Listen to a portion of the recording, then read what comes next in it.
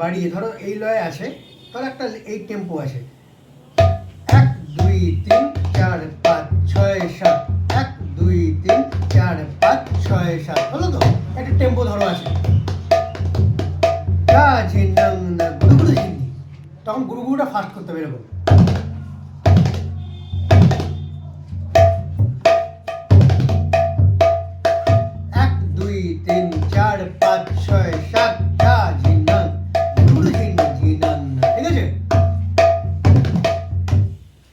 Actually mathematics